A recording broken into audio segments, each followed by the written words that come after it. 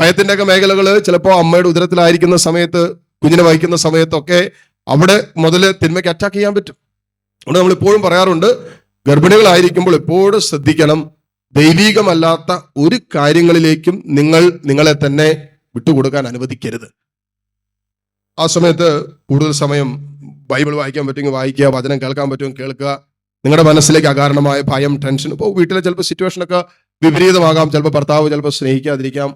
ആ സമയത്തായിരിക്കും ഭർത്താവിൽ നിന്നും വഞ്ചനാത്മകമായ അനുഭവങ്ങൾ ഉണ്ടാകുക. ചിലപ്പോൾ ആ സമയത്തായിരിക്കും കുടുംബാംഗങ്ങളിൽ നിന്നും തിരസ്കരണം ഉണ്ടാകുക, ഒറ്റപ്പെടുന്ന അനുഭവം ഉണ്ടാകുക. ചിലപ്പോൾ മദ്യപാനായ ഒരു ഭർത്താവാണെങ്കിൽ അത് കൂടുതൽ തീവ്രമായ ഭയവും ഭാരവും സങ്കടവും ഒക്കെ മനസ്സിൽ ജനിക്കാനുള്ള ഒരു സാധ്യതയുള്ള ടൈമാണ്. ഒരു അമ്മയ്ക്കുണ്ടാകുന്ന സകല വൈകാരികതകളും ഡയറക്റ്റ് കുഞ്ഞിലേക്ക് പോകുന്ന ഒരു സമയമാണ് ഉദരത്തിൽ കുഞ്ഞ് വളർന്നുകൊണ്ടിരിക്കുന്ന സമയം. അത് വളരെ പ്രധാനപ്പെട്ട ഒരു ടൈമാണ്. ഒരു അമ്മയെ സംബന്ധിച്ചിടത്തോളം ഗർഭിണിയായിരിക്കുന്ന സമയത്ത്, ഒരു കുഞ്ഞിനെ ഉദരത്തിൽ വഹിക്കുന്ന സമയം എക്സ്ട്രീം കെയർഫുൾ ആയിരിക്കേണ്ട സമയമാണ്. കാരണം രണ്ടാത്മാവിന്റെ മേലാണ് ശത്രു ഒരേ സമയത്ത് അവന്റെ വഞ്ചനാത്മകമായ പ്രവൃത്തി വെളിപ്പെടുത്തിക്കൊണ്ടിരിക്കുന്നത്. ഞാനിവിടെ ഓർക്കാണ്, എന്നെ ഇവിടെ ഇതുപോലെ തന്നെ ധ്യാനത്തിൽ അമ്മയും അവനോട് വന്നു.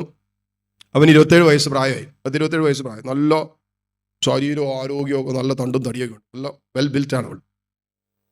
ഇവന് മൂന്നാമത്തെ ഇതുപോലത്തെ ഒരു ദിവസം ഡെലിവറൻസ് പ്രയറിനായിട്ട് വന്നു കഴിഞ്ഞപ്പോൾ അവൻ പറഞ്ഞു, അച്ഛാ എനിക്ക് വേണ്ടി പ്രാർത്ഥിക്കണം. അപ്പോൾ അവൻ എൻ്റെ ഫ്രണ്ടിൽ ഇരിക്കുവാണ്. അവൻ വന്നിരുന്നപ്പോൾ അവനെ നമ്മൾ ഇങ്ങനെ നോക്കണം, നല്ല സൈസാണല്ലോ.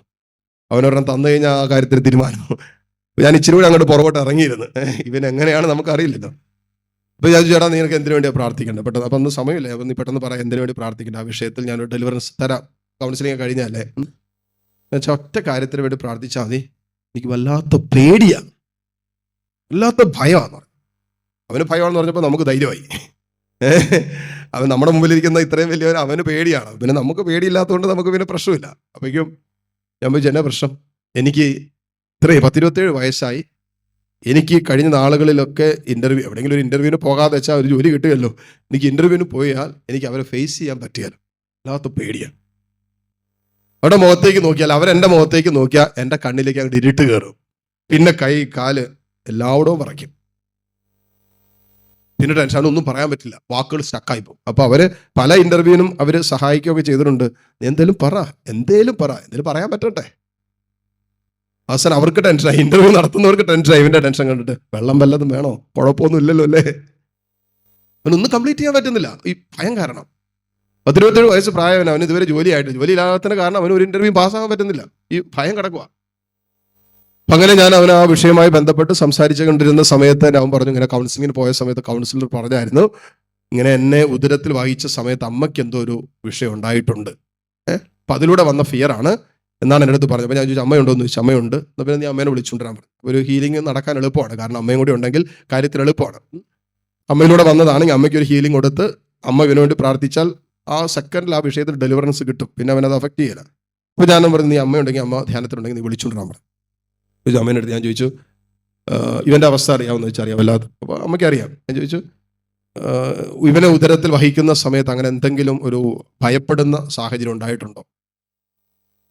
അപ്പം അമ്മ പറഞ്ഞത്, അവർ കല്യാണം കഴിഞ്ഞ് ഡൽഹിയിൽ ആദ്യ നാളുകളിൽ ഭാര്യയും ഭർത്താവും കൂടി അവിടെ പോയി ഒരു ഫ്ലാറ്റൊക്കെ എടുത്ത് 2 പേർക്ക് ജോലി ഉണ്ടായിരുന്നു.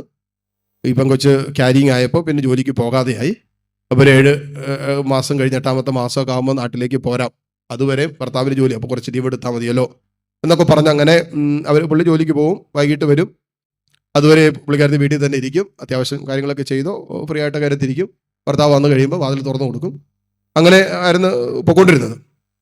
ഒരു സായനത്തിൽ വൈകിട്ട് ഒരു 6-7 മണിയായ സമയത്ത്, ഇരുട്ട് വരുന്ന സമയത്ത് അടുക്കളയിൽ എന്തോ എടുക്കാൻ പോയപ്പോൾ ആരോ ഒരാൾ അടുക്കള ഭാഗത്തൂടെ അങ്ങോട്ട് പാസ് ചെയ്യുന്നതായിട്ട്, റിയൽ ആയിരുന്നു അല്ലെങ്കിൽ നമുക്കറിയില്ല, ഇവൾ കണ്ടു. ഈ സഹോദരൻ ആരും എൻ്റെ കൺമുമ്പിൽ പോകുന്നതാണ് കണ്ടുകൂടി പെട്ടെന്ന് അങ്ങോട്ട് ഭയപ്പെട്ടിട്ട് കാറി ഓടി അവരെ കടപ്പുമുറി പോയി വാതിലടച്ച് കുറ്റി അടച്ചിട്ട് പിന്നെ അതിനെ തിരുപ്പായി. പേടിയായി പോയി, ആരാണെന്ന് അറിയത്തുമില്ല, ഭർത്താവ് വിട്ട് വന്നിട്ടുമില്ല. അങ്ങനെ പേടിച്ചിട്ട് ഭർത്താവ് വൈകിട്ട് സമയമായി പോകുന്ന കോളി ബെല്ലടിച്ചിട്ട് ആരോട് തുറക്കുന്നില്ല. പുള്ളിക്ക് പേടിയായി, കാരണം കുഞ്ഞിനെ ക്യാരി ചെയ്യുന്ന സമയം കൂടിയല്ലേ. പുള്ളി ചുറ്റും നടന്ന് അവളെ വിളിക്കാൻ തുടങ്ങി. അവസാനം അവരുടെ ബെഡ്റൂമിൻ്റെ സൈഡിൽ വന്ന് കുറേ കുട്ടി കഴിഞ്ഞപ്പോഴാണ് അവൾ കേൾക്കുന്നത്, ഞാനിതിനകത്തുണ്ട് തുറക്കടി എന്നൊക്കെ പറഞ്ഞ്. അങ്ങനെ അവൾ വാതിൽ തുറന്നു കഴിഞ്ഞപ്പോൾ സംഭവങ്ങളൊക്കെ പറഞ്ഞ് വല്ലാതെ അങ്ങോട്ട് ഭയപ്പെട്ടു. അത് കഴിഞ്ഞ് പിറ്റേ ദിവസം തന്നെ അവർ പരിപാടിയൊക്കെ നിർത്തി, ജോലിയൊക്കെ പുള്ളി താൽക്കാലികമായിട്ട് സ്റ്റോപ്പ് ചെയ്തിട്ട് അവൾ ഇങ്ങോട്ട് നാട്ടിലേക്ക് പോന്നു. ഡെലിവറിയൊക്കെ കഴിഞ്ഞു, കാര്യം ഇത് കഴിഞ്ഞു, കുഞ്ഞൊക്കെ ആയിട്ട് പിന്നെ തിരിച്ചവർ വീണ്ടും ഡൽഹിക്ക് പോയി ജോലി. അപ്പം അങ്ങനെ ആ ഒരു സമയം അങ്ങനെ കഴിഞ്ഞു.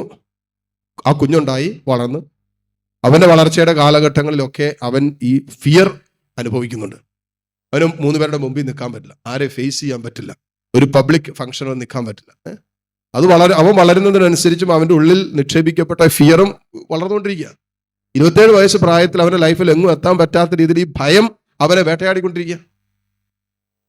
അപ്പൊ ഞാൻ പറഞ്ഞു, ഇവന്റെ ഈ അവസ്ഥയ്ക്ക് കാരണം കറക്റ്റായിട്ട് നമുക്ക് കണക്ട് ചെയ്യാൻ പറ്റുന്നുണ്ട്, നമുക്കിതിന് വിടുതലുള്ള വിഷയമാണ്, ഒരു പ്രശ്നവുമില്ല. അപ്പോൾ ഞാൻ ആ സഹോദരിക്ക് ആദ്യം ഡെലിവറൻസ് കിട്ടണം, അതിലൂടെ വന്ന ഭയം, ആ സഹോദരിക്ക് വേണ്ടി പ്രാർത്ഥിച്ചു. ഞാൻ പിന്നെ അവൻ്റെ അടുത്ത് മുട്ടുകുത്താൻ പറഞ്ഞു. ആ സഹോദരിയോട് അവൻ്റെ ശിരസിൽ കരങ്ങൾ വെക്കാൻ പറഞ്ഞു. ഞാനും കൂടി കൈവച്ച് ഞങ്ങൾ രണ്ടുപേരും കൂടിയും അമ്മയിലൂടെ ഉദരത്തിലായിരുന്നപ്പോൾ പ്രവേശിച്ച ആ തിന്മ, ഭയത്തിൻ്റെ സ്പിരിറ്റ്, അത് ഞങ്ങൾ ബ്രേക്ക് ചെയ്ത് കർത്താവിൻ്റെ നാമത്തിൽ പൗരോഹിത്യത്തിൻ്റെ അധികാരത്തിൽ ഒരു ഡെലിവറൻസ് നടത്തി അവർക്കോട് പ്രാർത്ഥിച്ചു. പറഞ്ഞാൽ വിശ്വസിക്കുകയല്ല, ആ ധ്യാനത്തോടുകൂടി അവൻ്റെ ആ ഭയം, ഉള്ളിലുണ്ടായിരുന്ന ഉൾഭയം ടോട്ടലി മാറിയെന്ന് മാത്രമല്ല, ആദ്യത്തെ ഇന്റർവ്യൂവിന് തന്നെ അവന് ജോലിക്ക് കയറാനും പറ്റി. ഇന്ന് വരെ അങ്ങനെ ഒരു ഭയം പോലും അവൻ്റെ ഉള്ളിലുണ്ടായിട്ടില്ല. മറ്റേന്ന് പറഞ്ഞാൽ അവനിങ്ങനെ ഇരിക്കുമ്പോഴേ അവന് പേടിയാണ്. അവനെ കാണുമ്പോൾ ഫേസ് നമ്മൾ സൂക്ഷിച്ച് നോക്കുമ്പോഴേ നമുക്കറിയാം അവൻ്റെ ഉള്ളിൽ എന്തോ ഒരു ഭയം അവൻ കൊണ്ട് നടക്കുന്നുണ്ടെന്ന്. അപ്പോൾ നമ്മൾ ഇന്ന് അനുഭവിക്കുന്ന ചില അസ്വസ്ഥതകളുടെ പിന്നിൽ, അതിൻ്റെ പിന്നിലുള്ള ഒരു അടിസ്ഥാന കാരണത്തെ ഹീൽ ചെയ്യേണ്ടതാണെങ്കിൽ അതിനെ ഹീൽ ചെയ്യണം. അതല്ല എങ്കിൽ അതിലൂടെ പ്രവേശിക്കുന്ന തിന്മ നമ്മൾ എന്നും എക്കാലവും രോഗിയാക്കി മാറ്റും. ഫിസിക്കൽ മാത്രമല്ല, ശാരീരിക രോഗം മാത്രമല്ല, മനസ്സിന്റെയും ആത്മാവിന്റെയും രോഗത്തിൽ അത് കെട്ടിയിടും.